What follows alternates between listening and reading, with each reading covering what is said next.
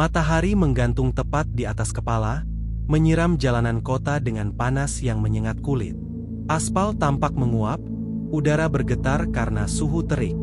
Di tengah hiruk-pikuk kendaraan, suara klakson, dan debu yang beterbangan, seorang pria parubaya mendorong gerobak kayunya dengan langkah gontai.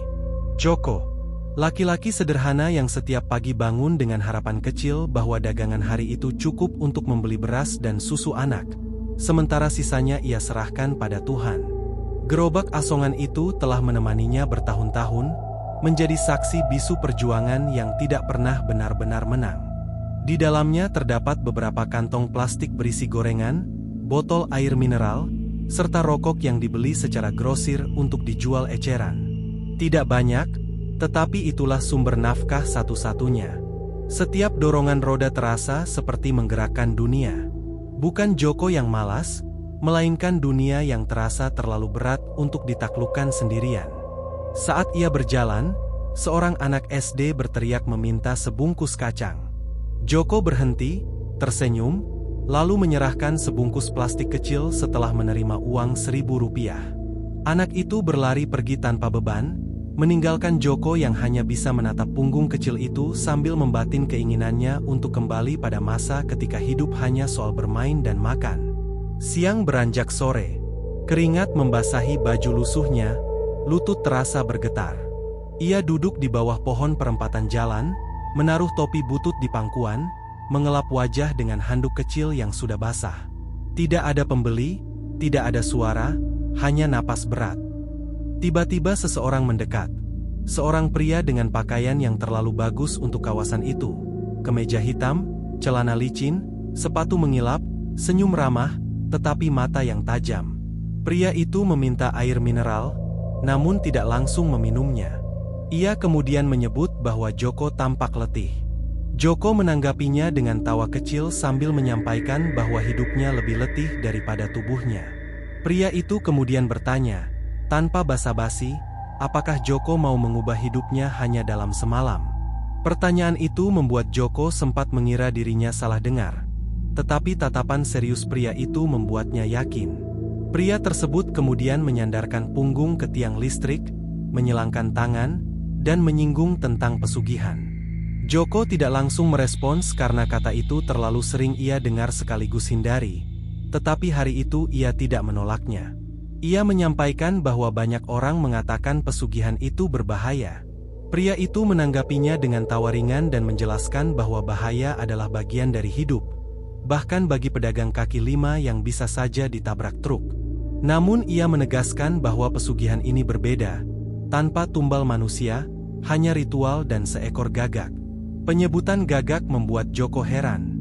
Pria itu menambahkan bahwa ritual itu hanya membutuhkan sate gagak dan hasilnya luar biasa, meski tentu ada harga yang harus dibayar.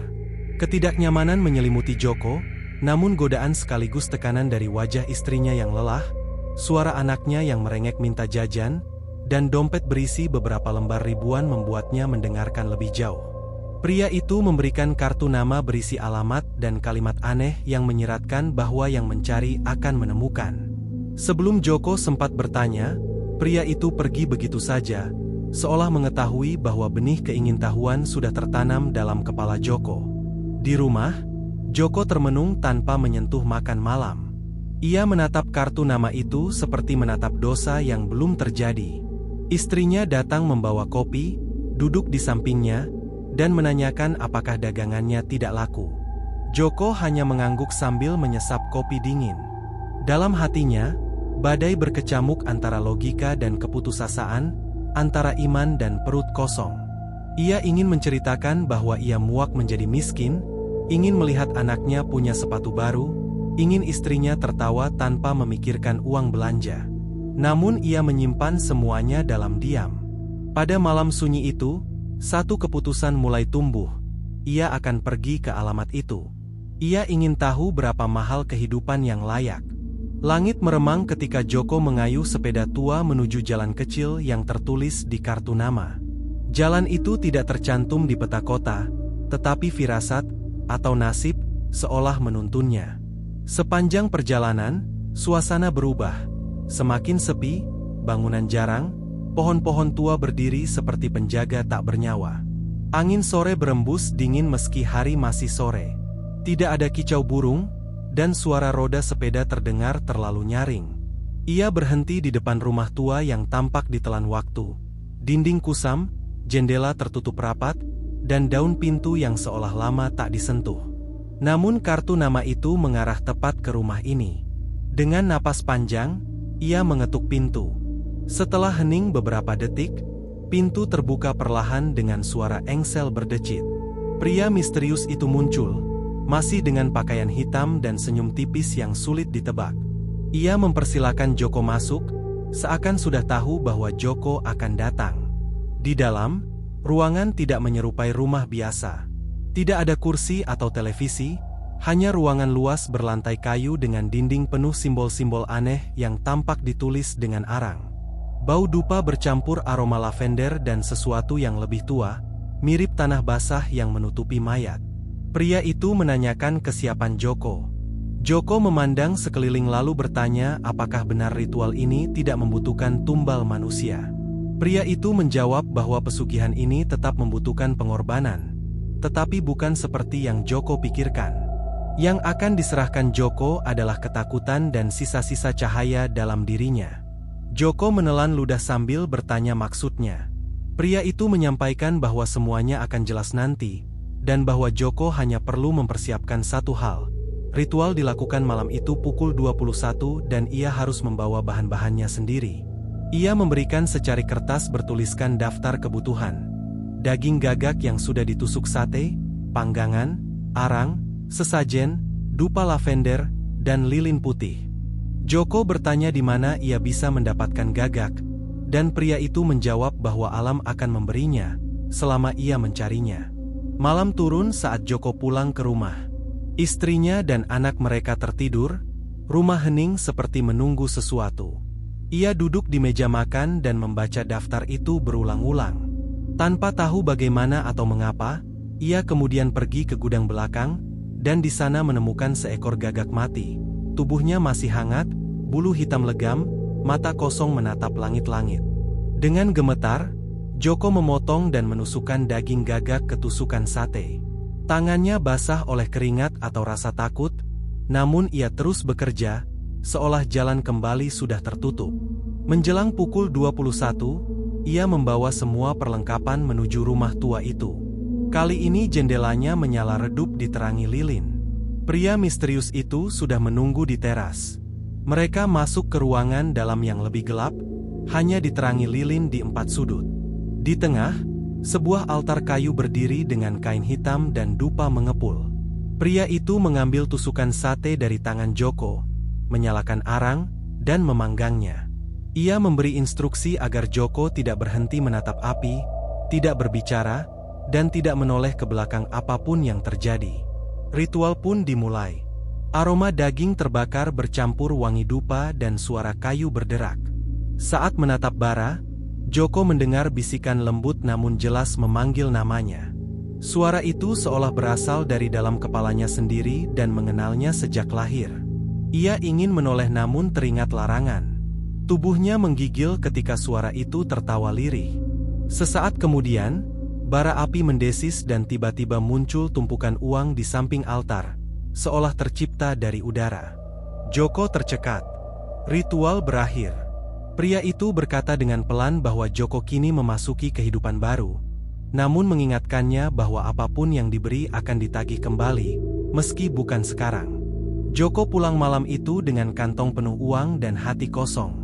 Ia tidak mengetahui sepenuhnya apa yang telah ia masuki, hanya menyadari bahwa jalan yang ia pilih tidak memiliki arah kembali. Pagi menjelang dengan cara yang tak biasa. Biasanya Joko bangun dengan kecemasan dan dompet kosong, tetapi pagi itu ia merasa tenang, terlalu tenang. Di bawah bantalnya tergeletak uang pecahan 50.000 dalam belasan lembar. Istrinya dan anaknya masih tidur. Ia duduk di pinggir ranjang menatap uang itu sambil bertanya dalam hati apakah semua ini nyata. Pikiran Joko sulit mencerna kejadian semalam. Altar yang gelap, sate gagak, bisikan tak kasat mata, dan sekarang uang itu ada di tangannya. Uang yang bisa membeli kebutuhan keluarganya. Hari-hari berikutnya berubah drastis.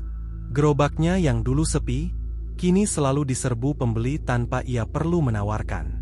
Rasanya dagangannya tidak berubah, namun orang-orang datang begitu saja. Dalam seminggu, ia menyewa kios kecil, membeli etalase, timbangan digital, dan sepeda motor bekas. Istrinya tersenyum lebih sering, anaknya sekolah tanpa tunggakan. Tetangga bertanya-tanya, namun Joko selalu memberikan jawaban sederhana bahwa rezeki orang kecil sedang naik daun. Namun tidak semua yang datang adalah berkah. Pada suatu malam hujan deras ketika Joko baru saja menutup kios dan bersiap pulang, ia mendengar suara ketukan dari belakang warung. Pada awalnya ia mengira itu hanya suara air. Tetapi ketika ia mendekat, suara itu terdengar lagi. Ketukan itu kembali terdengar, pelan, dalam, dan memiliki gema aneh seolah datang dari tempat yang tidak termasuk dunia manusia.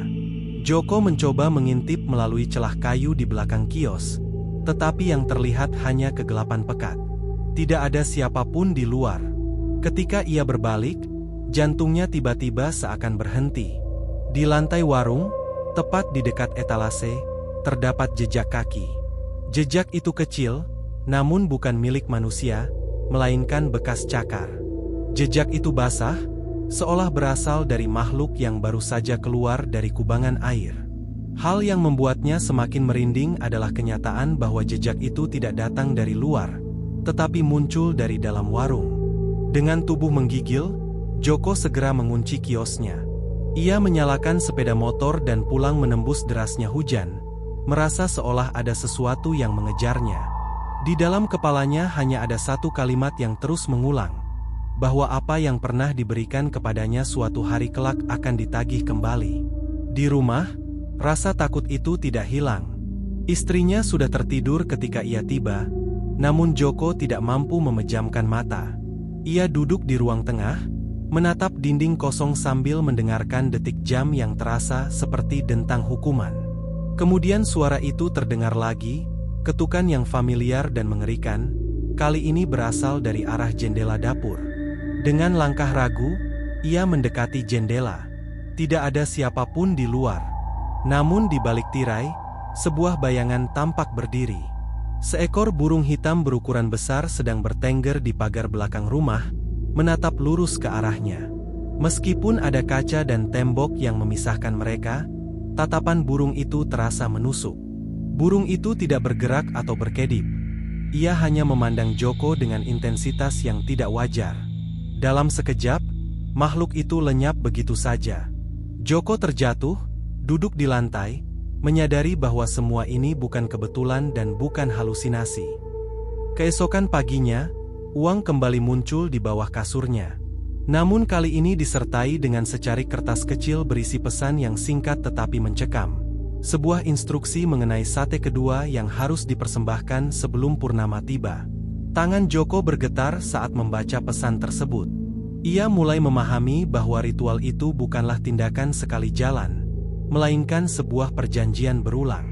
Ia menyadari bahwa kekayaan yang diperolehnya memiliki perut yang harus diberi makan secara berkala. Pilihan untuk menolak memang ada, tetapi ia juga paham bahwa yang memberi bukanlah manusia. Beberapa hari berikutnya berlalu dalam dilema. Joko menikmati perubahan hidupnya. Keluarganya terlihat bahagia, dapur yang selalu dipenuhi makanan, dan orang-orang yang memujinya sebagai sosok pekerja keras yang berhasil. Namun di sela-sela itu, selalu ada rasa diawasi. Dalam sudut-sudut gelap rumah, dalam pantulan benda mengkilap, dan bahkan dalam mimpi buruk yang membuatnya terbangun setiap malam dengan keringat dingin. Purnama semakin dekat, tinggal 5 hari lagi. Pada hari keempat sebelum purnama, Joko duduk di warungnya yang kini sudah bersih dan dipugar dengan baik. Cat dindingnya baru, lampu-lampu terang, dan sebuah AC kecil bekerja di pojok ruangan. Pelanggan terus berdatangan, sementara istrinya semakin sering tersenyum dan anaknya pulang sekolah dengan buku-buku baru. Namun di balik kenyamanan itu, Joko merasa seperti duduk di atas bara. Ia tidak sanggup makan atau tidur karena pikirannya terus dipenuhi satu pertanyaan. Bagaimana cara keluar dari perjanjian ini? Sore itu, ketika ia sedang menghitung pemasukan, seorang pria tua memasuki warungnya. Wajah lelaki itu asing, mengenakan baju batik kusam dan membawa tongkat. Namun pandangan matanya begitu tajam hingga terasa mampu menembus hati Joko. Lelaki tua itu mengatakan bahwa tubuh Joko masih membawa aroma dupa. Joko menanggapinya dengan kebingungan. Orang tua tersebut kemudian duduk dan mengaku pernah berada dalam posisi yang sama seperti Joko, bahkan menyebut tentang sate gagak. Ia bercerita bahwa ia sangat memahami rasa manis dari uang pesugihan serta pahitnya penyesalan yang muncul kemudian. Joko langsung bertanya apakah orang tua itu tahu cara untuk keluar dari jerat tersebut. Pria tua itu hanya tertawa pendek, sebuah tawa pahit yang menggambarkan pengalaman kelam. Ia mengatakan bahwa tidak ada jalan keluar. Seseorang yang terjebak hanya bisa memilih untuk bertahan atau menyerah, dan bahwa menyerah tidak hanya berarti kematian, tetapi juga kehilangan jiwa dan keluarganya. Joko terdiam dan mengakui bahwa ia tidak mengetahui bahwa ritual itu mesti diulang. Ia semula berpikir bahwa ritual pertama merupakan satu-satunya. Orang tua itu memotong perkataannya dan berkata bahwa tidak ada sesuatu yang gratis, terutama dari dunia mereka yang selalu menuntut balasan, seringkali lebih dari yang pernah diberikan. Ketika Joko bertanya mengapa pria itu masih hidup, lelaki tua itu menjawab dengan senyuman pahit. Ia membuka bajunya dan memperlihatkan bekas luka bakar aneh di dadanya. Luka berbentuk simbol tertentu, seolah pernah dibakar dari dalam. Pria itu bercerita bahwa ia dulu memilih membayar pesugihan itu dengan nyawa orang lain, bukan miliknya sendiri. Tetapi kini, ketika ia sudah tua dan tidak memiliki apa-apa lagi untuk ditukar, ia hanya bisa menunggu kedatangan mereka. Malam itu, Joko tidak mampu tidur. Kata-kata pria tua tersebut terngiang-ngiang dalam kepalanya, khususnya kalimat menakutkan bahwa entitas itu menagih lebih dari apa yang dimiliki seseorang. Ketika ia pergi ke kamar mandi untuk mencuci muka, ia melihat bayangan wajahnya berubah di cermin. Mata dalam bayangan itu tampak hitam legam dan kulitnya terlihat pucat layaknya mayat. Di balik pundaknya, tampak sosok samar dengan wajah burung, mata merah menyala, dan paruh runcing bersimbah darah. Namun ketika ia berkedip, wujud itu menghilang. Ia terduduk lemas di lantai, menyadari bahwa purnama tinggal 3 malam lagi. Keesokan paginya, anak Joko jatuh sakit. Panas tubuhnya sangat tinggi. Dokter di puskesmas tidak menemukan gejala penyakit apapun. Tidak ada tanda flu ataupun infeksi. Dokter berasumsi bahwa tubuh anak itu seolah sedang melawan sesuatu yang tidak terlihat. Istri Joko menangis bingung, tetapi Joko sudah paham bahwa ini bukanlah penyakit biasa, melainkan sebuah peringatan. Pada hari kedua sebelum purnama, Joko memutuskan kembali ke rumah tua tempat ritual pertama dilakukan. Namun kali ini, rumah itu tampak jauh lebih rusak. Dinding-dindingnya berlubang, jendelanya pecah, dan tidak ada tanda kehidupan sama sekali. Ia masuk perlahan dan memanggil pria berpakaian hitam itu, tetapi tidak ada jawaban. Di ruang tengah, hanya tersisa satu piring berisi sate gagak yang sudah hangus beserta secari kertas yang memperingatkan bahwa jika ia tidak memberikan persembahan, maka entitas itu akan mengambilnya sendiri, dan bahwa Joko sudah mengetahui siapa yang akan menjadi gantinya. Ketika langit mulai memerah dan bulan sabit menggantung rendah, Joko menyadari bahwa malam berikutnya adalah malam penuh. Ia mulai merasa berdiri di persimpangan antara dua pilihan. Ia bisa melanjutkan ritual dan memberikan persembahan lagi untuk keselamatan keluarganya. Tetapi setiap kali ia tunduk, semakin kuat cengkeraman entitas tersebut atas hidupnya. Pilihan lain adalah melawan, namun keputusan itu dapat membuatnya kehilangan segalanya. Purnama tinggal 1 malam. Angin malam membawa suara langkah yang samar, seolah ada makhluk yang sedang mengitari rumahnya, menunggu pintu dibuka. Langit malam memerah sebelum akhirnya gelap sepenuhnya. Awan gelap menggantung berat, namun tetap memberi celah bagi cahaya bulan untuk turun seperti cahaya lampu yang menerangi bumi. Bayangan-bayangan aneh muncul di setiap sudut rumah Joko. Suasana rumah dipenuhi ketegangan sejak pagi. Anaknya masih demam tinggi, tubuhnya menggigil meski sudah dibalut 3 lapis selimut, dan sesekali ia mengigau sambil memanggil Joko dengan suara lemah. Sementara itu, Istrinya duduk di pinggir ranjang dengan mata sembab dan terus membasuh dahi anak mereka dengan handuk basah. Ia mengungkapkan kekhawatiran bahwa penyakit itu tidak biasa dan meminta Joko untuk membawa anak mereka ke orang pintar atau pemuka agama. Joko tidak menjawab.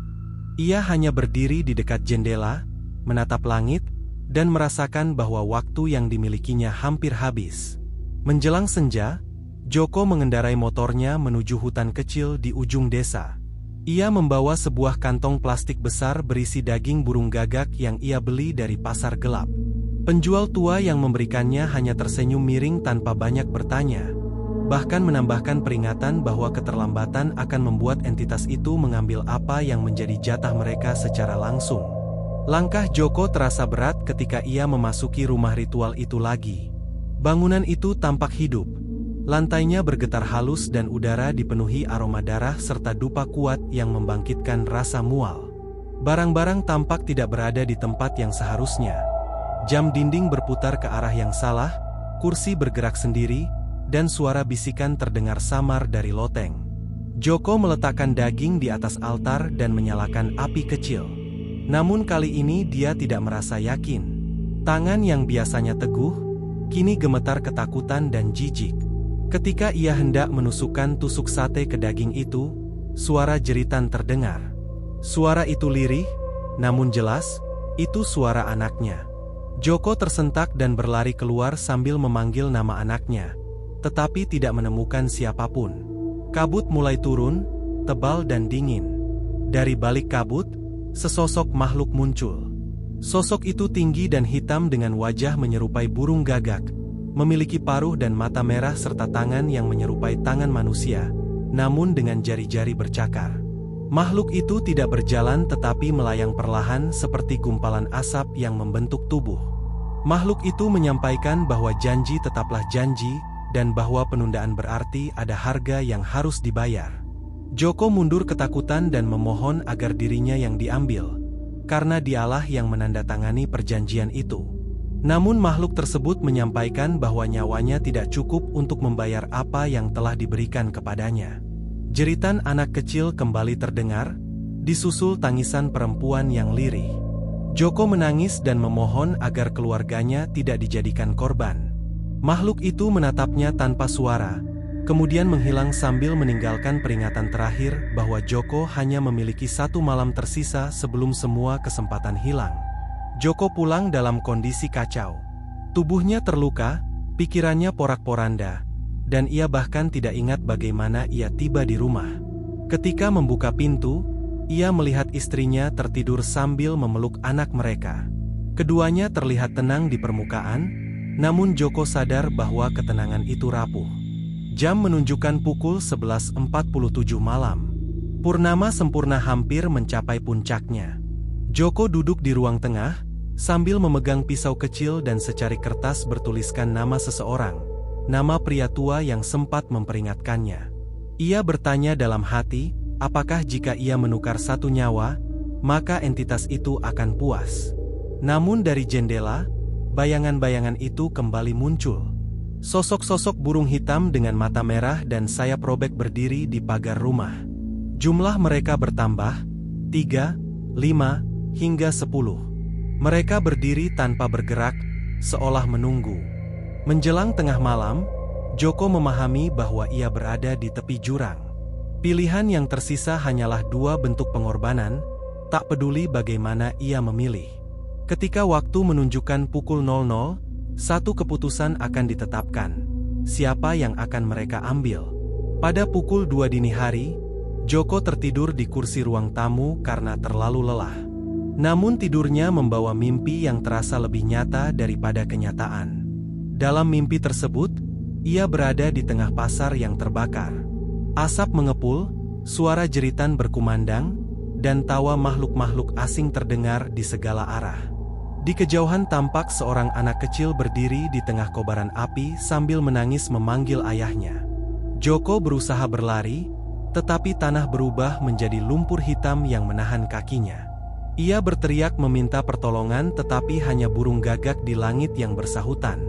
Salah satunya turun dan bertengger di bahunya, lalu berbicara dengan suara yang tidak wajar. menyampaikan bahwa waktu tidak bisa dihentikan, namun takdir bisa diubah jika ia berani menanggung rasa sakitnya. Joko terbangun dengan tubuh penuh keringat. Adzan subuh mulai berkumandang. Ia segera menuju kamar, memastikan bahwa istri dan anaknya masih tidur. Namun sebuah firasat buruk muncul saat ia membuka jendela. Di halaman rumah, di atas tanah yang basah oleh embun, terdapat jejak kaki kecil, belasan jumlahnya, semuanya mengarah masuk ke dalam rumah. Hari itu, Joko mencari pria tua yang pernah memperingatkannya.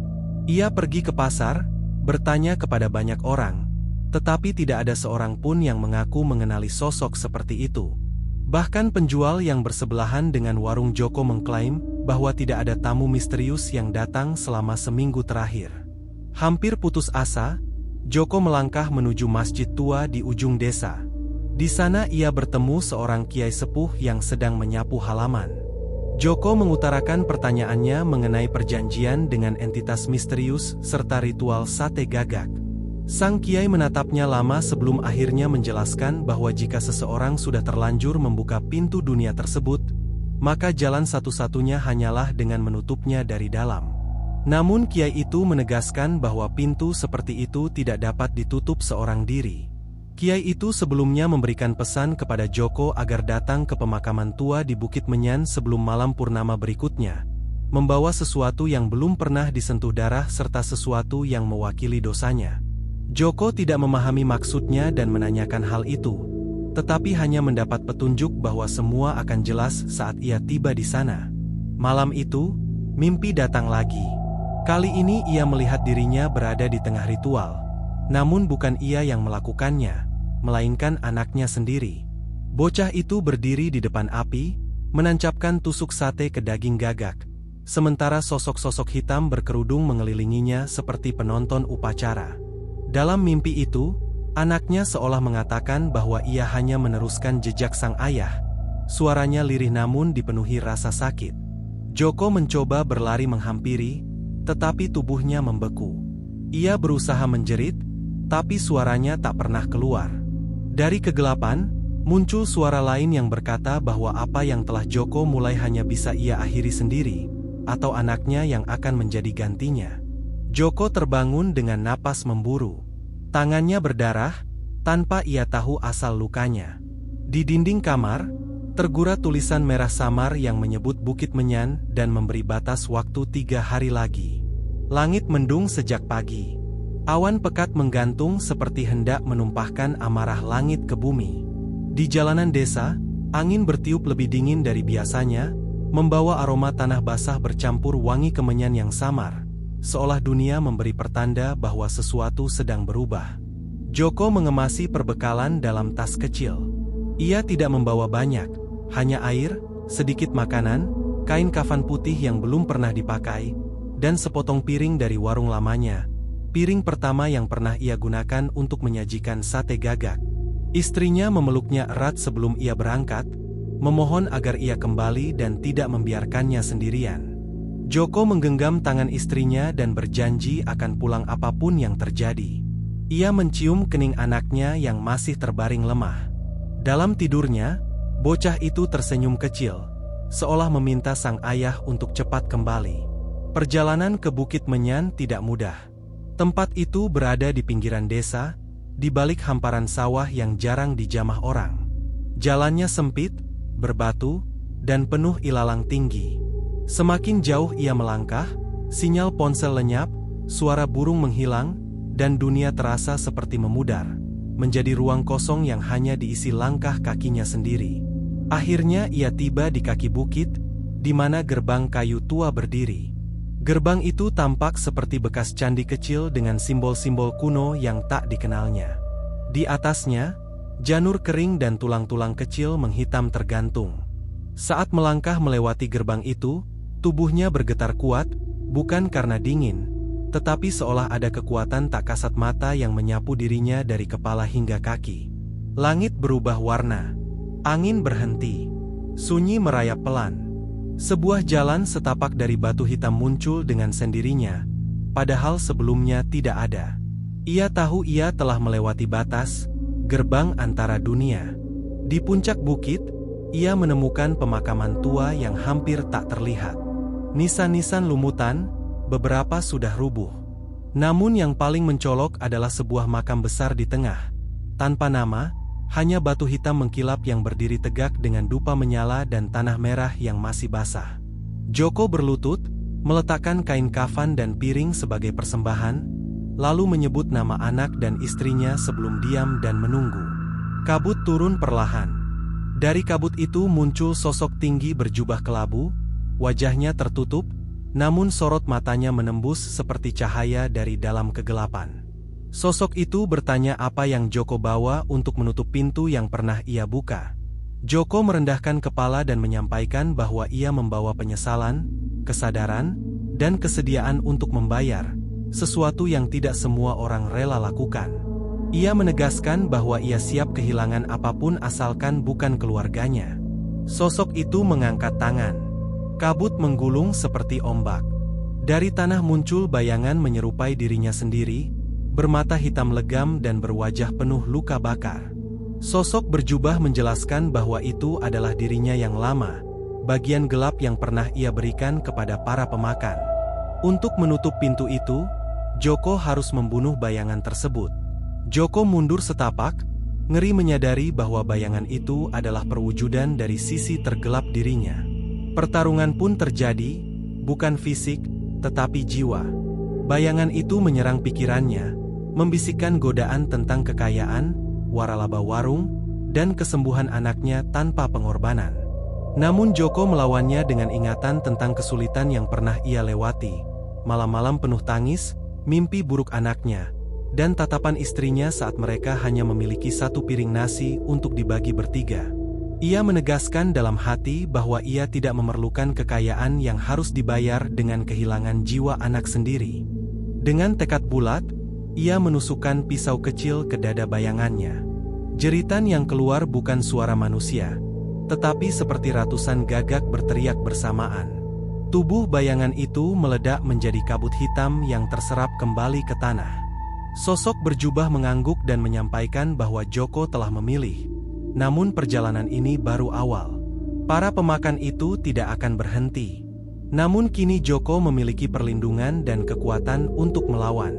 Sebelum lenyap, sosok itu memberikan batu kecil berwarna putih susu dan memintanya menyimpannya dekat hati. Batu itu bisa digunakan untuk memanggilnya kembali bila diperlukan. Seketika segalanya hilang. Kabut lenyap. Langit cerah. Bukit terasa hangat. Joko berdiri sendirian di depan makam yang kini tertutup sempurna, seolah tak pernah terjadi apapun. Saat pulang, rumahnya sunyi. Namun di kamar, anaknya sudah bangun. Demamnya turun, matanya cerah, dan ia berkata bahwa ia bermimpi sang ayah bertarung dengan monster dan menang. Air mata jatuh dari mata Joko, karena ia tahu mimpi itu bukan sekadar mimpi, melainkan pertanda. 3 hari berlalu sejak Joko kembali. Kehidupan tampak normal di permukaan. Anaknya berangsur pulih. Istrinya mulai bisa tersenyum, meski kekhawatiran masih menyelimuti malam-malamnya. Warung yang sempat tutup, kini dibuka kembali, tetapi Joko tidak lagi menjual sate gagak.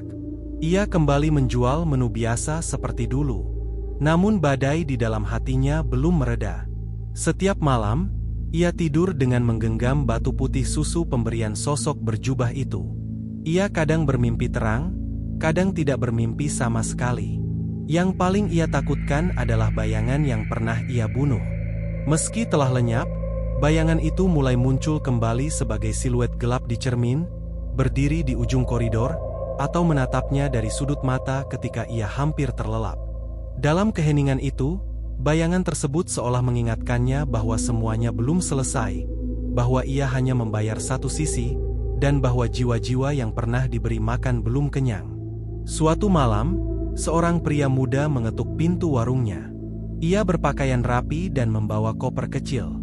Joko merasa ganjil karena orang itu datang larut malam, saat warung sudah tutup. Pria itu tidak datang untuk makan. Ia memperkenalkan diri menyebut namanya Sarah, utusan dari sebuah asosiasi restoran bernama Komunitas Lelang Dapur Nusantara, yang ingin menawarkan kerja sama waralaba setelah membaca kisah warung Joko dan kesembuhan anaknya di media lokal. Ia mengatakan ingin membawa kisah itu lebih luas dengan kerja sama saling menguntungkan. Joko merasakan keganjilan. Tawaran itu terlalu indah. Matanya yang terlalu tenang tampak asing. Ia langsung menanyakan imbalan apa yang diinginkannya, dan Sarah menjawab bahwa Joko tidak perlu memberikan apapun, asalkan bersedia membubuhkan tanda tangan dan membuka kembali menu lama. Joko menolak tegas. Sarah menjelaskan bahwa pelanggan lama sudah mulai mencarinya, bahwa pihaknya memiliki data tentang siapa saja mereka, serta mengetahui apa yang telah mereka korbankan. Jika Joko tidak melanjutkan, mereka akan menagih. Sarah meninggalkan sepucuk surat misterius. Surat itu tidak terbakar saat dibakar, tidak hancur saat disobek, dan selalu muncul kembali setiap pagi di meja. Hari-hari berikutnya, orang-orang asing mulai mendatangi warung Joko. Mereka hanya duduk, menatap menu, lalu pergi tanpa bicara. Salah satunya, seorang ibu parubaya, membawa foto anaknya dan memohon Joko untuk menyajikan sate itu sekali lagi karena anaknya dulu sembuh setelah memakannya. Namun kini sakitnya kambuh. Joko tetap menolak. Malam harinya, ia bermimpi melihat anak ibu itu. Bocah laki-laki kurus dengan tubuh setengah membusuk, menangis darah, berdiri bersama puluhan anak lain dengan wajah kosong dan luka-luka, semuanya menagih. Mereka mengatakan bahwa mereka diberi rasa namun tidak diberi akhir, bahwa Joko membuka pintu namun tidak menutup jalan keluar, sehingga kini mereka tersesat antara dua dunia. Joko terbangun dengan tubuh penuh goresan, seolah dicakar makhluk tak terlihat.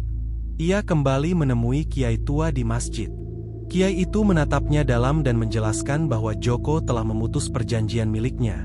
Tetapi perjanjian orang-orang lain yang pernah memakan sate itu tetap ada. Selama sate itu pernah menjadi jalan bagi para pemakan, mereka yang bergantung pada kekuatan sate itu akan tersiksa. Satu-satunya jalan adalah membuka jalan penebusan, bukan lewat sate, tetapi lewat doa, pengakuan, dan pertobatan bersama. Joko harus mendatangi mereka satu persatu dan mengajak mereka kembali ke jalan hidup. Jika mereka menolak, mereka dapat menyeret Joko kembali ke kegelapan tempat mereka berasal. Malam itu, Joko mulai menulis daftar nama orang-orang yang pernah memakan sate gagak. Mereka yang memohon kesembuhan, kekayaan, cinta, atau kekuasaan. Ia sadar bahwa kebebasan tidak hanya soal menutup warung atau membunuh bayangan dirinya sendiri, melainkan membuka pintu hati mereka satu persatu sebelum mereka datang menagih dengan cara yang lebih mengerikan. Malam merayap lambat. Joko duduk di ruang tamu, dikelilingi tumpukan kertas berisi nama-nama tersebut. Lilin kecil di meja membentuk bayangan bergerak seperti makhluk hidup di dinding. Nama-nama itu terasa berat, seakan menjadi beban di pundaknya. Ia tahu jika tidak bertindak, akan terjadi sesuatu yang jauh lebih buruk. Ia memulai dari nama pertama, Bu Mirna, seorang pedagang emas yang dulu hampir bangkrut dan memperoleh kembali kejayaannya setelah memakan sate gagak. Namun kini, anaknya jatuh sakit misterius, tubuhnya kurus dan matanya kosong. Joko datang ke rumahnya. Bu Mirna menyambutnya dengan kelelahan, mengatakan bahwa anaknya sering memanggil nama Joko dalam tidur dan meracau tentang sesuatu yang menagih. Joko menyadari bahwa anak itu berada di antara hidup dan mati. Ia mengatakan bahwa untuk membantu, Bu Mirna harus mengakui apa yang terjadi dan melepaskan semua keberuntungan yang pernah ia dapat. Bu Mirna terdiam, memahami konsekuensinya. Dari sudut ruangan, suara cekikikan pelan terdengar. Bayangan hitam berdiri mengawasi, penagih dari perjanjian sate gagak. Joko berlutut di sisi anak itu dan mulai berdoa. Angin kencang berhembus di luar, bayangan hitam itu bergerak mendekat, dan tiba-tiba anak itu menarik napas panjang, seolah kembali dari kematian. Ia menatap Joko dan berbisik bahwa mereka belum selesai. Joko mengerti bahwa ini baru permulaan. Selanjutnya, Joko pergi ke rumah Pak Sentot, lurah desa yang karirnya melesat setelah makan sate itu. Kini ia diganggu oleh suara langkah kaki, bisikan aneh, dan bayangannya sendiri yang tersenyum berbeda saat bercermin. Ketika Joko tiba, Pak Sentot sudah ketakutan, menyadari bahwa sesuatu sedang menagih. Joko mengatakan bahwa para pemakan hanya ingin apa yang telah ia ambil kembali. Pak Sentot panik dan bertanya cara menghentikannya. Joko memberikan batu putih kepadanya, mengatakan bahwa ia harus mengakui semua dan menerima konsekuensinya. Suara lain muncul dari dalam rumah. Bayangan Pak Sentot bergerak sendiri, menoleh kepada Joko, tersenyum, lalu menegaskan bahwa Joko tidak bisa menyelamatkan semua orang. Bayangan itu keluar dari tubuh Pak Sentot, berubah menjadi sosok hitam mengerikan, dan menyerang Joko. Joko terjatuh, tubuhnya dilanda rasa dingin menusuk. Ia mengangkat batu putih tinggi-tinggi dan berdoa sekuat hati. Cahaya putih memancar, membakar sosok hitam itu hingga lenyap menjadi abu. Pak Sentot jatuh tersungkur, tubuhnya gemetar hebat. Tapi saat ia berdiri lagi, sesuatu dalam dirinya telah berubah. Matanya kini kosong. Dan saat Joko menatapnya, ia tahu bahwa Pak Sentot sudah bukan lagi manusia sepenuhnya. Malam itu, Joko menyadari sesuatu. Tidak semua orang bisa diselamatkan. Tidak semua orang mau menyerahkan apa yang telah mereka dapatkan. Dan beberapa bahkan telah menjadi bagian dari kegelapan itu sendiri. Perjalanannya masih panjang. Mereka yang telah makan sate itu kini menjadi bagian dari sesuatu yang lebih besar dan lebih mengerikan. Dan kini, ia tahu bahwa malam-malam berikutnya akan semakin berat. Angin malam bertiup pelan saat Joko duduk di halaman rumahnya, merenungi dua kejadian yang baru saja ia hadapi. Bu Mirna, yang akhirnya mengakui perbuatannya, berhasil menyelamatkan anaknya. Namun, Pak Sentot menolak menyerahkan keberuntungannya. Akibatnya, sesuatu yang gelap kini mengambil alih tubuhnya. Joko menatap daftar di tangannya. Masih ada banyak nama yang harus ia datangi. Namun, ia mulai sadar bahwa tidak semua orang akan bersedia melepaskan apa yang telah mereka dapatkan. Ada yang terlalu rakus, ada yang terlalu takut, dan ada yang sudah terlalu dalam terikat dengan dunia kegelapan. Mereka yang menolak mungkin sudah bukan manusia lagi. Joko merasakan sesuatu bergerak di balik bahunya. Bayangan yang selama ini membuntutinya semakin pekat. Suara-suara mulai terdengar lebih jelas, seakan memanggil namanya, mempertanyakan kemampuannya, mengingatkannya bahwa banyak yang tidak ingin ia campur tangan, dan memperingatkannya bahwa ia akan dihancurkan sebelum ia bisa menyelesaikan tugasnya. Joko menggenggam batu putihnya erat-erat. Ia tahu, semakin dalam ia masuk ke dalam misteri ini, semakin besar taruhannya. Dan malam ini, ia harus menghadapi seseorang yang lebih berbahaya. Pak Hartono, pengusaha yang tak mau kehilangan segalanya, adalah seorang pemilik pabrik tekstil yang dulunya hampir bangkrut. 5 tahun lalu, ia datang ke warung Joko, membeli sate gagak dengan harapan agar bisnisnya bisa bangkit kembali. Dan benar saja, hanya dalam beberapa bulan, pabriknya berkembang pesat. Ia mendapat kontrak besar, omsetnya meningkat, dan para pesaingnya mulai tumbang satu persatu. Namun sekarang, ada sesuatu yang berubah dalam dirinya. Orang-orang di sekitarnya mulai menghilang. Para karyawannya sering melihat bayangan hitam bergerak di dalam pabrik. Ada yang mendengar suara bisikan di malam hari. Dan beberapa pekerja yang mencoba mengundurkan diri ditemukan meninggal dengan cara yang aneh. Wajah mereka membiru, mata membelalak, seolah melihat sesuatu yang sangat mengerikan sebelum mereka menghembuskan napas terakhir. Joko berdiri di depan rumah Hartono, sebuah villa besar dengan gerbang besi tinggi. Ia mengetuk pintu. Tak lama, seorang pria parubaya dengan jas mahal membukakan pintu. Wajahnya tampak kaku, kulitnya sedikit pucat, dan matanya merah seperti kurang tidur. Pria itu menyambut Joko dengan senyuman yang terasa tidak wajar bagi Joko. Seakan ada sesuatu dalam tatapannya yang membuat bulu kuduk berdiri. Hartono menyatakan bahwa ia sudah menunggu kedatangannya. Joko menelan ludah dan menyampaikan bahwa ia ingin berbicara. Hartono mempersilakannya masuk. Di dalam rumah mewah itu, lampu-lampu kristal menggantung di langit-langit, tetapi suasana terasa aneh. Udara di dalam rumah lebih dingin dari seharusnya. Joko bisa merasakan seolah-olah ada mata-mata yang mengawasinya dari dalam bayangan. Hartono menilai kedatangannya sebagai upaya untuk membujuk. Joko mengangguk dalam hati, menyadari maksudnya. Ia mencoba mengingatkan bahwa keberuntungan yang Hartono dapatkan dari sate itu tidak akan bertahan selamanya. Ia menegaskan bahwa setiap keberuntungan datang dengan harga, dan bahwa kini sesuatu datang menagih. Hartono hanya tertawa kecil, dengan tawa dingin dan datar. Ia menyatakan bahwa ia tidak takut dan bahwa ia sudah membayar harga yang harus dibayar. Hartono berdiri dan berjalan ke arah jendela besar yang menghadap ke halaman belakang rumahnya. Ia memerintahkan Joko untuk melihat keluar. Joko berjalan mendekat. Di luar, di tengah taman yang luas, ada sesuatu yang bergerak. Sebuah kandang besar dari besi. Di dalamnya, ada manusia.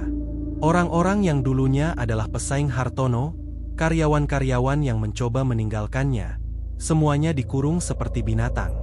Kulit mereka pucat, tubuh mereka kurus kering, dan mata mereka kosong seperti mayat hidup. Mereka bukan manusia lagi. Joko berbisik ngeri dalam hatinya, mencoba memahami apa yang Hartono lakukan. Hartono hanya tersenyum dan menganggap bahwa ia memberi orang-orang itu sebuah tempat yang lebih baik. Joko mundur perlahan, tubuhnya gemetar. Ini lebih buruk dari yang ia duga. Hartono bukan hanya menolak menyerahkan keberuntungannya. Ia telah menjadi bagian dari kegelapan itu sendiri. Tiba-tiba, pintu rumah tertutup dengan sendirinya. Lampu-lampu mulai berkelap-kelip. Joko mendengar suara langkah kaki. Ia berbalik dan melihat sesuatu yang mengerikan. Hartono tidak lagi sendirian. Di belakangnya, bayangan besar berdiri, tubuhnya tinggi dan kurus dengan wajah yang tidak memiliki mata. Makhluk itu menggerakkan kepalanya ke arah Joko, seolah mengamatinya. Dalam ketegangan itu, suara dari makhluk tersebut seakan menegaskan bahwa Joko tidak bisa menyelamatkan Hartono karena Hartono sudah menjadi milik mereka, dan bahwa Joko akan menjadi yang berikutnya. Joko menggenggam batu putihnya. Keringat dingin mengalir di punggungnya. Ia sadar bahwa ini bukan lagi hanya tentang menyadarkan orang-orang. Ini adalah perang. Dan malam itu, ia mungkin tidak akan keluar dari rumah ini hidup-hidup. Malam semakin pekat di dalam rumah mewah Hartono. Joko berdiri membeku, napasnya tersengal, sementara bayangan besar di belakang Hartono bergerak mendekat. Makhluk itu tinggi, lebih dari 2 meter, tubuhnya kurus seperti ranting kering, dengan wajah diselimuti kabut gelap. Tidak ada mata, tidak ada mulut, hanya rongga kosong yang mengisap cahaya di sekitarnya. Hartono tertawa kecil, menyampaikan pemikirannya bahwa Joko tidak akan mampu menyelamatkan semua orang. Suaranya pelan, namun menggema di ruangan seolah banyak suara lain berbicara bersamanya. Joko mundur selangkah, merasakan ruangan itu semakin dingin. Hartono menatapnya dengan mata hitam pekat yang tidak lagi terlihat sebagai mata manusia. Ia menilai bahwa Joko sudah terlambat. Tiba-tiba, dari bayangan di sudut-sudut ruangan, tangan-tangan hitam muncul. Mereka merayap di lantai, dinding, dan langit-langit, bergerak seperti makhluk hidup, melata dengan jari-jari panjang mengerikan. Joko tahu ia harus keluar saat itu juga. Namun sebelum ia bergerak, sesuatu mencengkeram pergelangan kakinya. Joko menunduk. Tangan hitam itu dingin, lembab, dan bergerak dengan kekuatan yang tidak mungkin dimiliki sesuatu yang bukan manusia. Joko menjerit dan menendang, tetapi semakin ia berusaha, semakin banyak tangan lain yang merayap ke tubuhnya, menariknya seolah ingin menyeretnya ke dalam kegelapan. Suara dari seluruh ruangan menyatakan bahwa ia tidak bisa lari. Joko mengeluarkan batu putih dari sakunya, satu-satunya benda yang masih bisa melindunginya. Ia menggenggamnya erat dan berdoa sekeras mungkin. Cahaya menyala dari dalam batu itu. Tangan-tangan hitam yang mencengkeramnya mulai menguap, meleleh seperti lilin terbakar. Makhluk tinggi di belakang Hartono menjerit. Suaranya nyaring dan bergema hingga membuat kaca jendela bergetar. Hartono memegangi kepalanya, berteriak dalam kesakitan. Dalam momen itu, Joko tidak menyia-nyiakan kesempatan. Ia berlari sekuat tenaga, menendang pintu depan hingga terbuka, dan melompat keluar ke halaman. Saat ia berbalik, ia melihat Hartono berdiri di ambang pintu. Sosok itu bukan lagi manusia. Kulitnya retak seperti porselen, menghitam di beberapa bagian. Matanya kosong. Senyum yang muncul di wajahnya bukan lagi miliknya. Ia menegaskan bahwa urusan mereka belum selesai sebelum pintu rumah tertutup dengan sendirinya. Dari dalam rumah, terdengar tawa mengerikan yang menggema, memenuhi malam dengan kengerian tak terjelaskan. Joko berdiri terpaku. Ia berhasil keluar. Namun ia tahu bahwa ini baru awal dari perang yang lebih besar. Keesokan harinya, Joko berjalan melewati pasar desa, berusaha menenangkan pikirannya. Namun ada yang aneh. Orang-orang menatapnya. Bukan dengan rasa ingin tahu atau kehangatan, melainkan dengan ketidaksukaan. Beberapa terlihat berbisik-bisik saat ia lewat. Joko merasakan bulu kuduknya merinding. Ia menyadari bahwa banyak dari mereka sudah berubah. Mereka yang telah makan sate gagak, yang dulu hanya mendapatkan keberuntungan, kini menampakkan tanda-tanda kegelapan dalam diri mereka. Pandangannya tertuju pada Pak Sentot yang duduk di warung kopi. Sosok yang dulu hangat dan suka bercanda itu kini duduk dengan wajah datar. Tangan bersilang, mata kosong, dan mulut bergerak tanpa suara, seolah berbicara dengan sesuatu yang tidak dapat didengar manusia biasa. Joko merinding. Ia sadar bahwa bukan hanya Pak Sentot yang menunjukkan tanda tersebut. Banyak orang lain di pasar mulai terlihat sama. Yang lebih buruk, mereka tampaknya menyadari bahwa Joko sedang mencoba menghentikan sesuatu yang mereka anggap sebagai ancaman. Mereka tampak saling berkomunikasi tanpa suara, tanpa bibir bergerak, hanya saling berbagi pikiran yang menilai bahwa Joko harus dihentikan karena dianggap akan merusak segalanya dan mengambil keberuntungan mereka. Joko melangkah mundur. Ia sadar desa ini tidak lagi sama. Kutukan itu telah meresap jauh ke dalamnya. Dan ia kini benar-benar sendirian. Malam itu, Joko mengunci pintu rumahnya rapat-rapat. Ia tahu sesuatu akan datang. Tengah malam, suara ketukan terdengar dari depan rumahnya. Ketukan itu pelan, lalu semakin keras. Joko diam di dalam, menahan napas. Ketukan berhenti. Ia mengintip dari celah jendela. Tidak ada siapa-siapa, hanya kegelapan. Namun dari dalam kegelapan itu, muncul sepasang mata menyala merah, menatap lurus ke arahnya. Suara yang bukan manusia terdengar, menyatakan bahwa Joko akan segera menjadi bagian dari mereka. Tiba-tiba, seluruh lilin di rumah padam. Kegelapan menelannya. Angin membawa bau anyir yang aneh, seperti daging terbakar, dari arah timur desa, kawasan hutan mati yang telah puluhan tahun ditinggalkan. Joko terbangun dengan dada sesak, seolah ada sesuatu menekan tubuhnya. Suara-suara ringkih terdengar dari luar, seolah ada yang memanggil namanya, memintanya untuk ikut. Lalu suara berisik terdengar dari atap, seperti kuku panjang mencakar genteng, perlahan namun mendekat. Kali ini, ketakutan dalam diri Joko berubah menjadi kemarahan. Ia bangkit, menggenggam batu putih yang selalu ia simpan di bawah bantal. Batu itu mulai retak. Semakin lama digunakan, semakin jelas bahwa kekuatan spiritualnya terbatas. Ia tahu bahwa malam ini, mereka datang bukan untuk menakut-nakutinya, tetapi untuk membawanya pergi. Hanya ada satu tempat yang dapat memberinya jawaban. Gubuk tua di pinggir kuburan lama milik seorang pertapa bernama Mbah Rekso. Orang desa menyebutnya gila, tetapi mereka yang paham tahu bahwa Mbah Rekso menyimpan pengetahuan tentang dunia gelap dan terang yang tidak kasat mata. Joko pergi malam itu juga, berjalan menyusuri jalan setapak yang telah ditinggalkan. Ranting kering menggores kulitnya, kabut tipis bergerak di antara pepohonan. Di setiap langkah, Joko merasa seolah ratusan mata mengawasinya. Akhirnya, gubuk itu terlihat. Terbuat dari kayu lapuk, dinding bambu yang mengelupas, namun dari dalamnya terpancar cahaya merah temaram, disertai suara doa dalam bahasa Jawa kuno yang terdengar samar. Joko mengetuk pelan sambil memperkenalkan dirinya, memanggil Mbah Rekso. Keheningan sempat menggantung sampai suara berat namun tajam dari dalam menyatakan bahwa orang tua itu sudah menunggunya. Pintu kemudian terbuka sendiri. Di dalam, Mbah Rekso duduk di depan mangkuk tanah liat berisi darah ayam, sementara asap kemenyan menari di sekelilingnya. Topeng-topeng kayu berwajah menyeramkan menggantung di seluruh ruangan. Tanpa menatap Joko, Mbah Rekso berkata bahwa jalan Joko sudah terlalu jauh dan tak ada pulang bagi orang yang telah memasuki lorong itu. Namun Joko menjawab dengan tegas bahwa ia tidak peduli, sebab mereka sudah terlalu banyak mengambil darinya, sambil menatap batu putihnya yang kini tinggal separuh. Mbah Rekso akhirnya menoleh, matanya kosong namun dalam, lalu mengatakan bahwa jika begitu, Joko harus melihat apa yang sebenarnya ia lawan. Ia melakukan ritual kuno dan mantra langka yang mampu membuka jalan ke dimensi lain, tempat asal entitas yang memberi keberuntungan melalui sate gagak.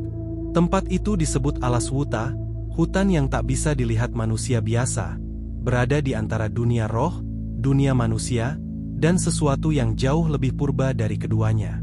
Joko memasuki tempat itu.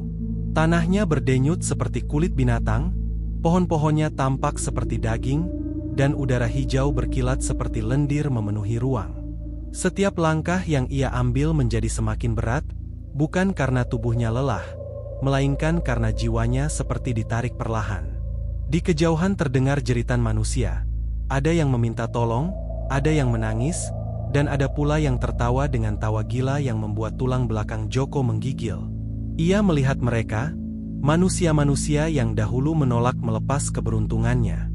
Tubuh mereka kini cacat, separuh manusia dan separuh bayangan, dengan wajah tertutup topeng hitam yang menempel seperti kulit kedua. Mereka merangkak mendekatinya, dengan mulut menganga dan gigi-gigi tajam yang bukan gigi manusia. Dalam tuntutan putus asa, mereka meminta agar sesuatu yang menjadi milik mereka dikembalikan, memohon agar keberuntungan mereka tidak diganggu, bahkan menyatakan bahwa mereka rela menjual anak, istri, hingga nyawa demi mempertahankan keberuntungan itu.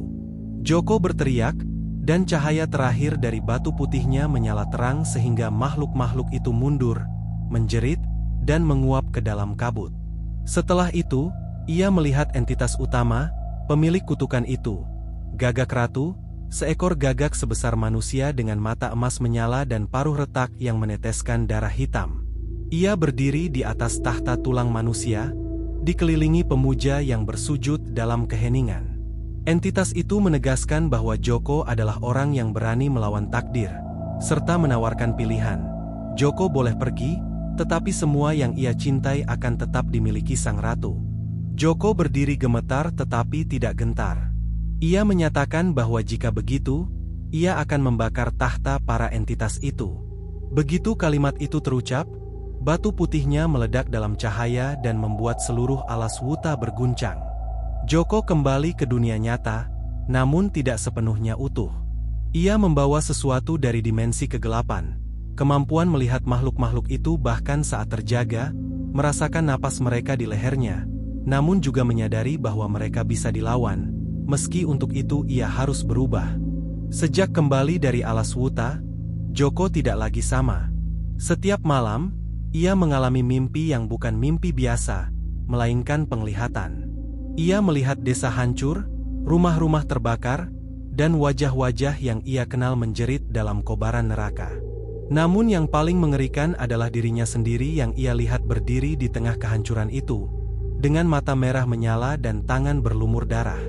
Ia selalu terbangun dengan keringat dingin, jantungnya berdetak seperti genderang perang. Namun bersamaan dengan mimpi itu, Joko mulai merasakan kekuatan baru. Ia mampu membakar bayangan hanya dengan satu mantra dari Mbah Rekso. Ia dapat melihat aura kegelapan di sekeliling warga desa. Ia mengetahui siapa yang tergoda, siapa yang suci, dan siapa yang sudah terlalu dalam untuk diselamatkan. Namun kekuatan itu berbicara kepadanya, memintanya digunakan, membisikkan bahwa orang-orang itu layak dibinasakan dan bahwa dendam harus dibalas. Joko menyadari suara itu bukan miliknya, melainkan suara dari batu putih yang telah hancur dan menyatu dengan tubuhnya. Meski begitu, ada sisi dirinya yang mulai menyetujui bisikan tersebut. Ketika seseorang yang dahulu menghina ibunya mendadak mati karena serangan jantung, Joko mulai bertanya-tanya apakah itu kebetulan. Suatu hari di pasar, seorang pemuda, putra Pak Karyo yang kaya mendadak mengejeknya dengan nada tinggi, mengolok-olok wajah compang-campingnya. Orang-orang tertawa tanpa mengetahui, atau pura-pura tidak mengetahui, bahwa keberuntungan mereka berasal dari darah. Joko diam, namun dalam dirinya, sesuatu menyala. Tangan kirinya bergetar dan udara di sekitarnya menjadi dingin.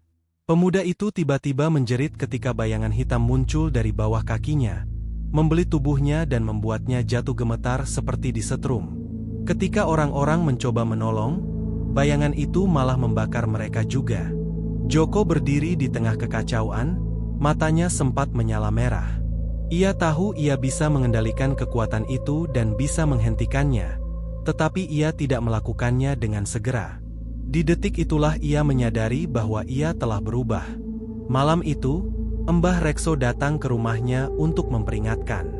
Orang tua itu menyatakan bahwa Joko telah terlalu jauh, bahwa api dalam dirinya bukan miliknya dan akan membakar jiwanya. Namun Joko menatap tajam dan menyatakan bahwa jika itu harga untuk menghancurkan mereka, ia menerimanya. Mbah Rekso mendekat, meletakkan tangan keriput di dada Joko sambil mengatakan bahwa kegelapan dalam diri Joko bukan hanya akan memakan musuh, tetapi juga sahabat, dan pada akhirnya dirinya sendiri. Joko tidak menjawab, hanya menatap keluar jendela ke arah desa yang semakin larut dalam kutukan, sambil meyakinkan dirinya bahwa jika ia harus menjadi iblis untuk menghancurkan iblis, maka ia akan menerimanya. Mbah Rekso pergi, tetapi sebelum menghilang dalam kabut, ia mengingatkan bahwa api yang menyala tanpa batas akan melahap semua, termasuk pemiliknya. Malam demi malam, kekuatan dalam diri Joko terus tumbuh. Ia dapat membaca pikiran orang, memanggil bayangan sebagai penjaga, bahkan memasuki mimpi orang-orang yang terikat pada pesugihan sate gagak. Namun kekuatan itu haus dan harus terus digunakan atau akan berbalik memakan dirinya. Pada saat itu, Joko kembali dihadapkan pada tawaran yang dulu ia tolak. Gagak Ratu datang dalam mimpi, menyatakan bahwa Joko telah merasakan kekuatannya dan memintanya membayangkan apa yang bisa ia lakukan jika menerima tawaran itu sepenuhnya. Sang Ratu menawarkan kemampuan menyelamatkan ibunya, membangkitkan orang mati, bahkan menjadi dewa bagi desanya. Untuk pertama kalinya, Joko tidak langsung menolak. Api dalam diri Joko bukan lagi simbol kekuatan. Api itu hidup, bergerak dalam nadinya, membisikkan kata-kata yang dulu hanya terdengar dari luar. Suara entitas kegelapan kini menyatu dengan suara hatinya, membuat Joko sulit membedakannya. 2 hari setelah kejadian di pasar, musibah pertama terjadi. Rumah pemuja pesugihan milik Pak Karyo terbakar tanpa sebab jelas. Saksi mata melihat api hitam membungkus rumah sebelum kobaran merah menjilat langit. Keluarga Pak Karyo selamat, tetapi gagak hitam beterbangan di atas desa selama berjam-jam, seperti melontarkan kutukan. Warga mulai panik dan mencari penyebabnya. Mereka mulai menyebut nama Joko, menyatakan bahwa sejak ia kembali dari kuburan tua itu, desa tidak pernah sama dan bahwa ia membawa celaka serta harus diusir atau dibinasakan. Namun ada pula yang masih percaya padanya. Sumi, gadis desa yang diam-diam menyukainya sejak kecil, datang ke rumahnya pada malam hari. Dengan kekhawatiran yang dalam, ia memohon agar Joko berhenti karena menurutnya ini bukan dirinya yang sebenarnya. Namun Joko menanggapi dengan tatapan kosong dan suara dingin, mengatakan bahwa ia tahu siapa mereka, siapa yang membunuh ayahnya, dan semua dosa yang disembunyikan selama ini. Ia hanya membakar apa yang pantas dibakar. Sumi gemetar karena tidak mengenali suara Joko lagi, yang terasa terlalu dekat dengan kematian. Setelah kejadian kedua, kandang ternak milik keluarga Bu Lastri terbakar, keluarga yang diam-diam juga menjual sate gagak. Keadaan desa semakin kacau. Para warga berkumpul di balai desa dan menuntut tindakan. Pak Lurah akhirnya bicara, menyatakan bahwa Joko harus dikurung karena ia bukan lagi bagian dari mereka dan jika tidak, mereka semua akan hancur bersama. Di tengah kekacauan, Joko duduk sendirian di tengah sawah, ditemani seekor gagak putih, makhluk dari dimensi gelap yang kini menjadi pendamping setianya. Gagak itu berbicara dalam mimpinya, menawarkan kendali atas segalanya, tetapi meminta Joko memilih untuk menjadi dewa atau tumbal. Joko melihat desa dari kejauhan, Lampu rumah berkedip seolah siap padam. Ia tahu malam itu warga akan datang untuk menangkap atau membunuhnya. Namun untuk pertama kalinya, Joko tidak ingin melawan. Ia ingin mereka datang, agar mereka merasakan apa yang mereka lahirkan. Belasan warga datang dengan obor, parang, dan mantra leluhur. Mereka mengitari rumah Joko sambil membaca doa penolak bala. Namun ketika mereka mendekat, tanah di sekitar rumah mulai retak dan bayangan menjulur dari dalam celah, menarik satu persatu warga ke dalam gelap. Jeritan memenuhi malam, dan dari balik jendela, Joko melihat semuanya tanpa ekspresi. Namun ketika Pak Lurah masuk dan menodongkan keris ke arahnya, Joko mengangkat tangan, menyatakan bahwa jika ia harus mati, ia akan membakar dirinya bersama mereka. Api hitam pun menyala dari tubuhnya, membentuk lingkaran besar yang membakar rumah, melesat ke langit, dan membentuk simbol raksasa berupa mata gagak terbuka. Dentuman terdengar, bumi berguncang, dan satu suara menggema dari langit, dari dalam hati Joko, dan dari kedalaman alam bawah sadar. Suara itu menyatakan bahwa Joko telah menjadi satu dengan entitas tersebut, menjadikannya pendeta terakhir dari pemujaan lama. Api tidak lagi membakar musuh, tetapi menyala dalam dada Joko, menghanguskan sisa-sisa kemanusiaannya. Tidak ada jalan kembali.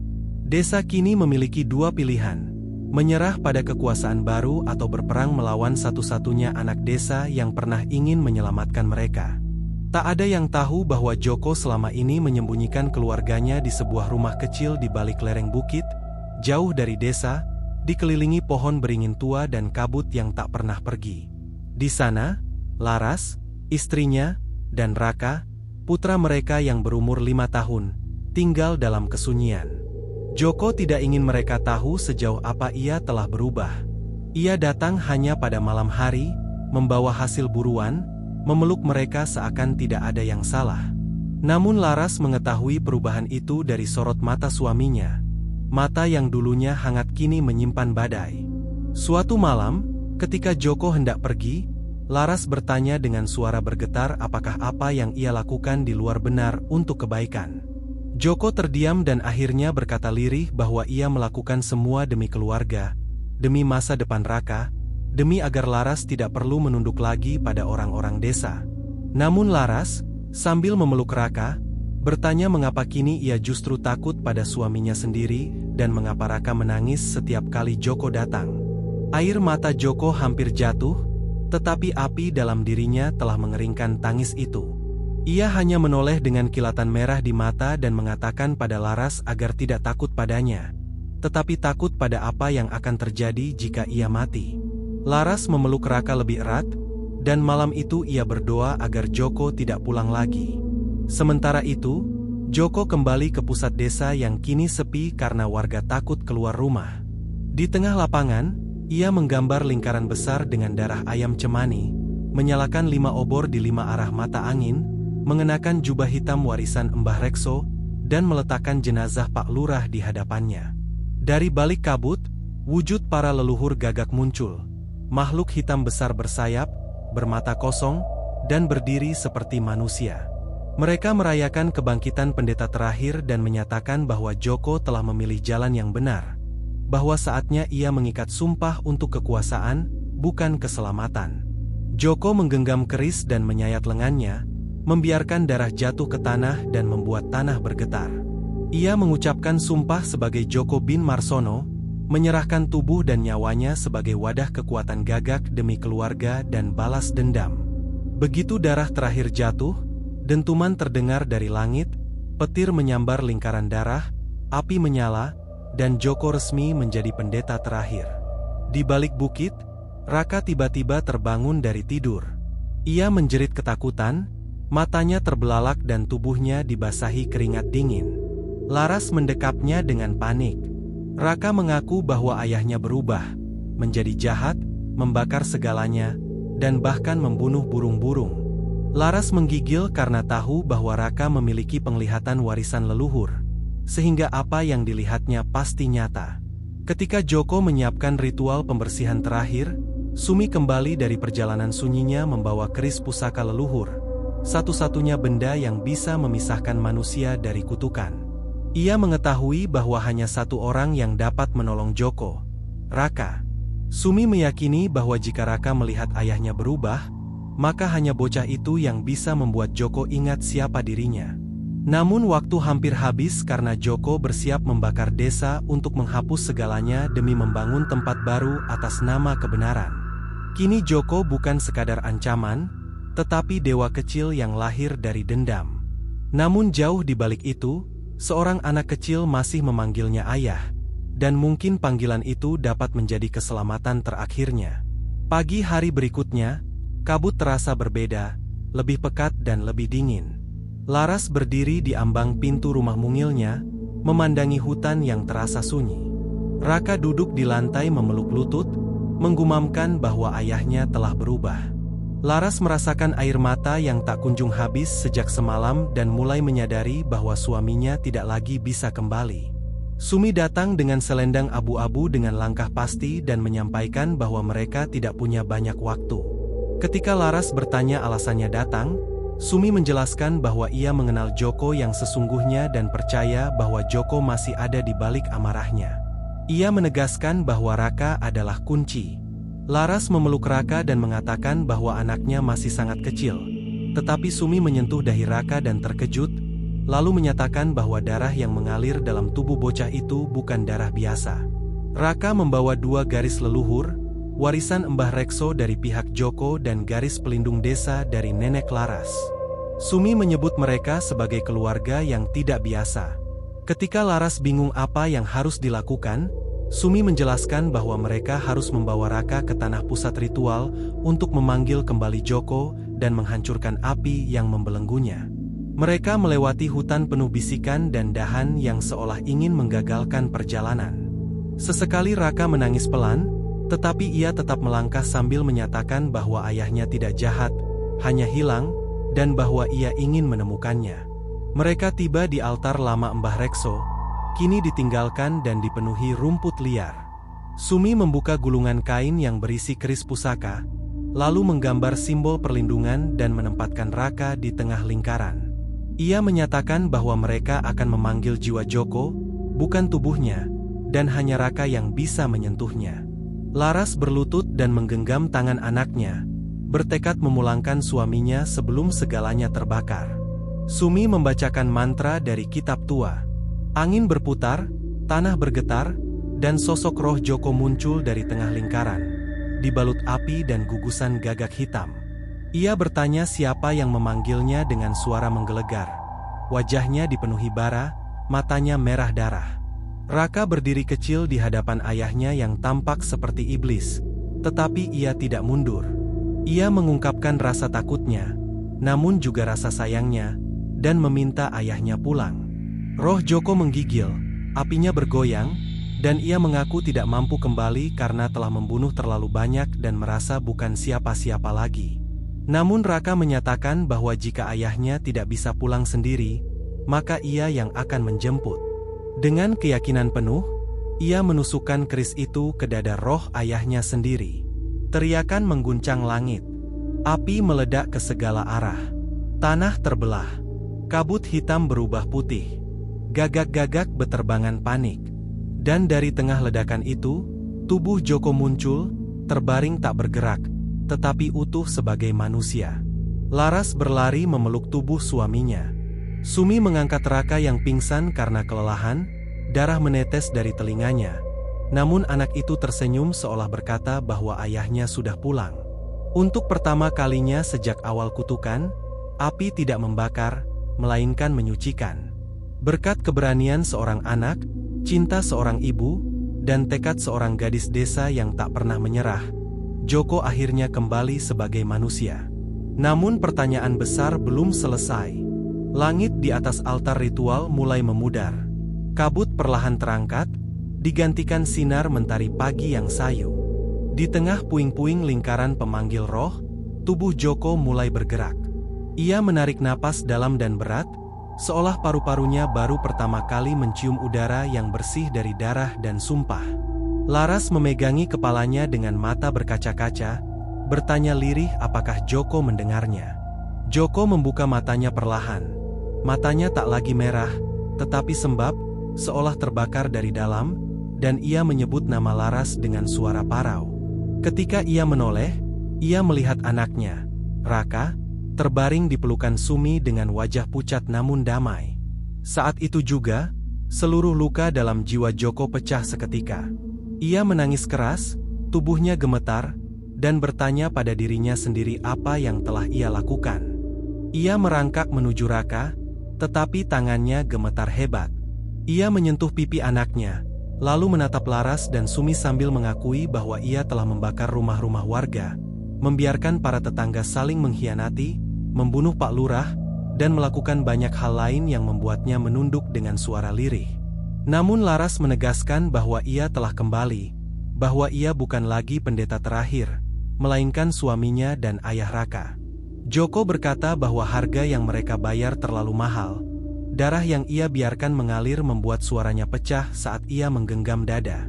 Sumi menjawab dengan tegas dan tenang bahwa jika Joko masih merasa itu dosa, maka ia belum sepenuhnya hilang, dan itu berarti ia masih manusia.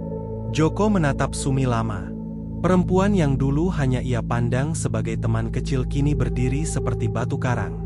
Teguh, dingin, namun menyelamatkan. Ia berbisik menanyakan mengapa Sumi kembali untuknya. Sumi menghela napas panjang sambil menatap tanah retak akibat ritual semalam dan menyampaikan keyakinannya bahwa meskipun seseorang membakar satu dunia, ia masih bisa menyalakan lilin di dunia lain.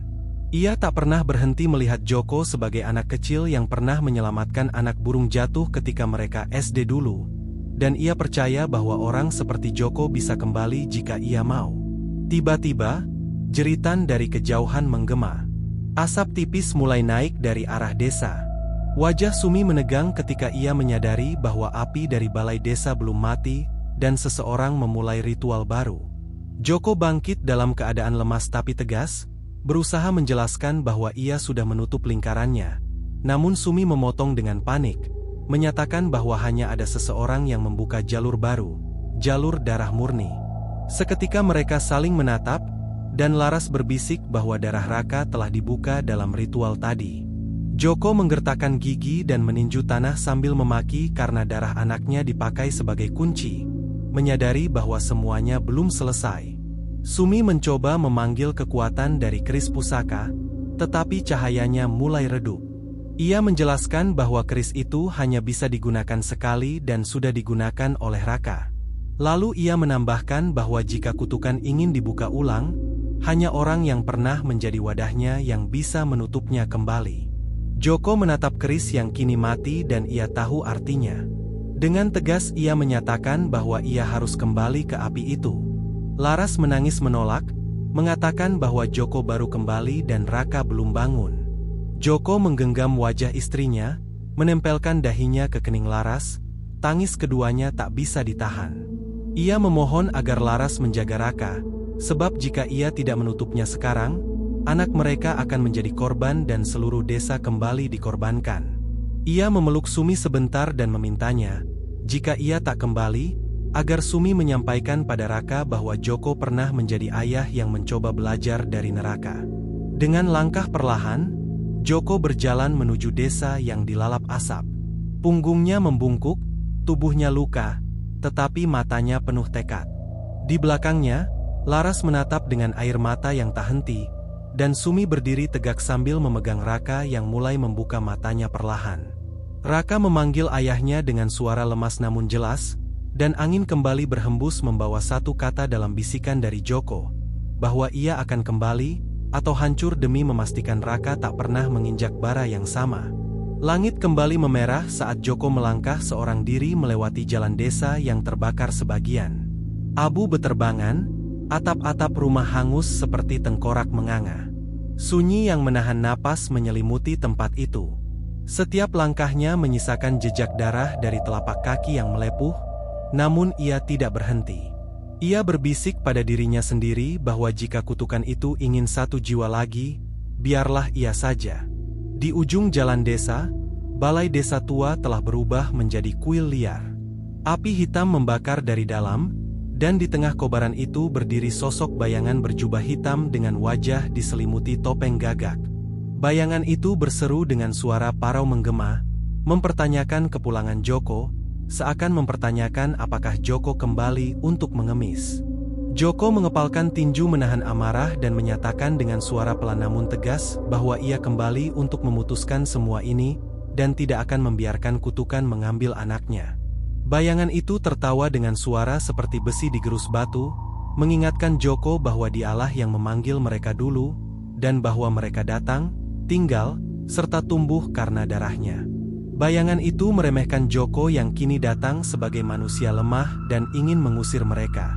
Joko mengangkat sisa keris pusaka tanpa cahaya itu untuk menegaskan bahwa ia tidak ingin mengusir, melainkan mengakhiri, bahkan jika ia harus menjadi tumbal terakhir. Bayangan itu berubah bentuk, tumbuh besar dengan lidah api membungkus tubuhnya, sementara gagak-gagak berdatangan membentuk mahkota hitam di atas kepalanya. Ia mempertanyakan apakah Joko mengira cinta cukup menebus darah yang tumpah. Joko menjawab dengan teriakan penuh luka bahwa ia tidak meminta ditebus. Ia hanya ingin semuanya berhenti. Api tiba-tiba menyerbu dan menghantam tubuh Joko, melemparkannya ke tanah. Ia terkapar dengan tubuh terbakar sebagian. Namun ia tidak menjerit. Ia menggertakkan gigi, menahan luka sebagai harga dari keinginan terakhir. Dalam pikirannya muncul bayangan Laras, Raka, dan juga Sumi. Dari ingatan itu, suara Sumi yang lembut terngiang, mengingatkan bahwa jika ia merasa pantas terbakar, maka biarkan rasa itu menjadi cahaya. Kemudian suara Raka muncul dalam bayangan samar, memintanya pulang. Air mata Joko mengalir, bukan karena takut, tetapi karena cinta. Pada saat itu api berhenti membakar. Bayangan itu heran dan mempertanyakan mengapa Joko tidak terbakar.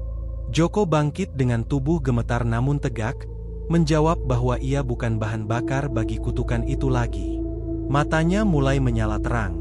Di altar hutan, Laras dan Sumi berlutut mengelilingi Raka yang sudah sadar. Mereka berdoa bersama dengan suara lirih namun menyatu, memohon agar jalur ditutup, cahaya diarahkan ke dalam jiwa Joko, dan kutukan dikunci. Raka meletakkan tangannya di dada sambil berbisik dalam hati agar ayahnya mendengar doa dari kejauhan. Sementara itu, di pusat api, tubuh Joko mulai dikelilingi cahaya putih. Roh-roh gagak menjerit ketika terbakar oleh pancaran niat tulus dari dalam dada Joko. Ia berteriak ke langit, memohon agar dirinya saja yang diambil dan semua yang lain dibiarkan hidup. Bayangan itu memudar dalam kemarahan, menolak dipaksa hilang. Joko membalas dengan teriakan bahwa mereka tidak pernah ada kecuali karena ia yang mengizinkan, dan kini ia yang mengusir mereka. Ia menusukkan sisa keris ke tanah, bukan ke tubuhnya, tetapi ke akar ritual itu sendiri. Tanah bergetar, api padam, gagak-gagak terbakar menjadi abu. Tubuh Joko roboh dalam diam dan senyap. Pagi menjelang. Hanya ada sisa-sisa puing dan bau tanah dibasahi air hujan semalam. Laras berlari menuruni jalan desa dengan Raka dalam gendongannya, Sumi di belakang mereka. Di tengah reruntuhan balai desa, Joko berbaring tak sadarkan diri. Laras mengguncangnya sambil menangis, memohon agar Joko bangun dan meyakinkannya bahwa ia telah berhasil. Raka meletakkan tangan di dada ayahnya sambil menyampaikan dengan lembut bahwa ayahnya bukan api, melainkan cahaya.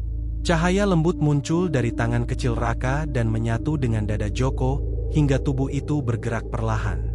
Api memang menolak padam, tetapi ada kekuatan yang lebih besar dari kutukan. Penyesalan, doa, dan cinta. Di antara ketiganya, manusia bisa memilih untuk berubah. Namun Joko masih belum sepenuhnya bebas. Kini ia bukan hanya suami, ayah, atau korban.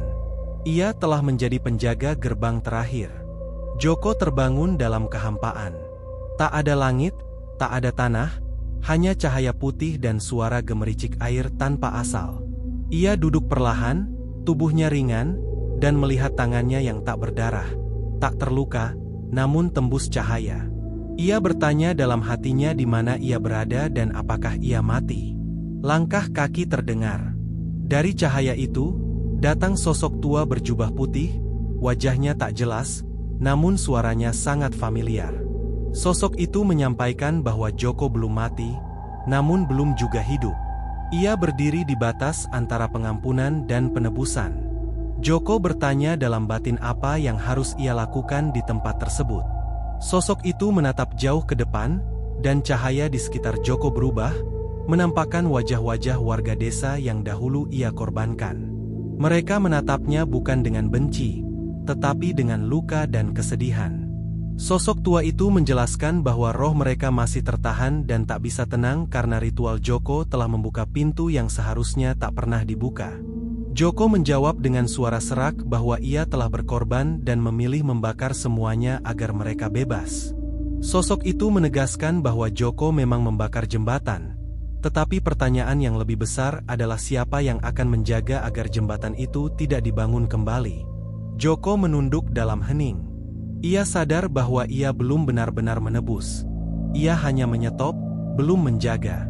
Sementara itu, di dunia nyata, Joko berbaring di rumah tua yang dibangun kembali oleh warga.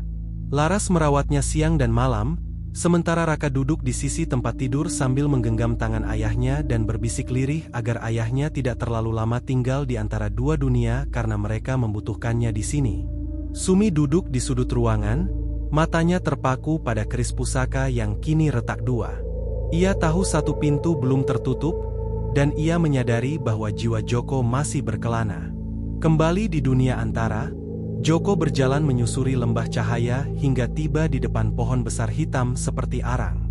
Di bawahnya duduk seorang anak kecil berambut lebat dengan mata kosong yang memperkenalkan dirinya sebagai anak Joko yang tidak pernah sempat hidup. Joko tercekat, menyadari bahwa anak itu adalah anak Laras yang gugur pada ritual pertama, sebelum Raka lahir. Anak yang tak sempat ia peluk. Joko memohon maaf sambil meneteskan air mata, tetapi anak itu menjawab bahwa ia tidak membutuhkan maaf, melainkan membutuhkan agar Joko bertahan. Dunia membutuhkan penjaga, dan jika Joko pulang sekarang, lubang yang ia buat akan tetap terbuka. Namun jika ia tinggal di sana, ia dapat memastikan semuanya tertutup. Joko menyatakan bahwa ia tidak bisa meninggalkan Raka dan Laras. Anak itu menjawab bahwa jika memang demikian, biarkan mereka hidup, dan biarkan Joko menjaga agar mereka tidak pernah melewati gerbang itu lagi. Joko menatap cahaya di ujung lembah dan melihat rumahnya. Laras tertidur di kursi sambil menggenggam tangannya, sedangkan Raka sedang menggambar keluarga kecil mereka, ayah, ibu, dan anak. Lalu ia menatap kembali pohon hitam itu.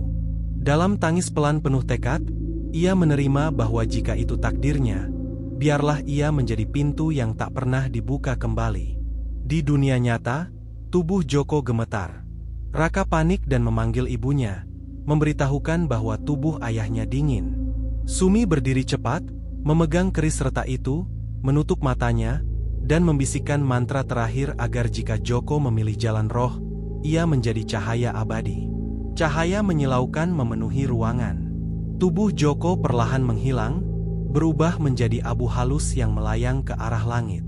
Laras memeluk Raka yang menangis histeris, namun dari abu itu muncul angin lembut dan hangat yang menyelimuti mereka.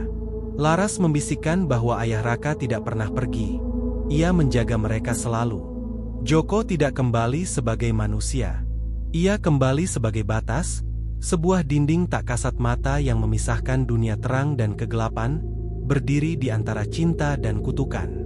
Di balik tiupan angin malam desa itu terkadang terdengar bisikan yang memperingatkan agar tidak masuk, atau mengancam bahwa jika ada yang masuk, ia akan menjemput mereka keluar. 15 tahun berlalu.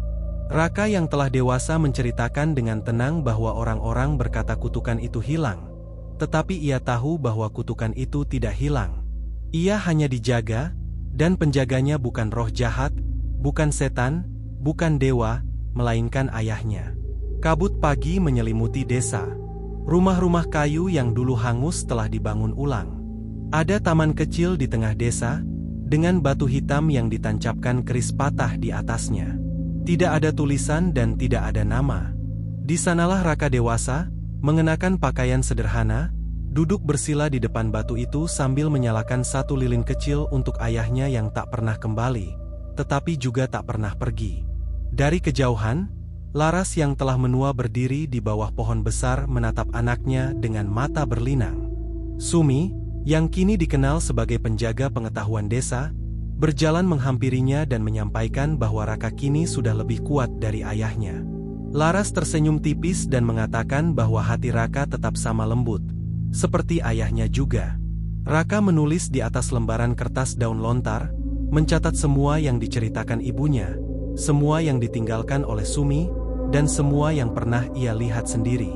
Ia menyadari bahwa sejarah yang ditulis buku sekolah hanyalah sejarah umum, tetapi sejarah yang ia catat adalah sejarah yang ditulis di darah dan tanah.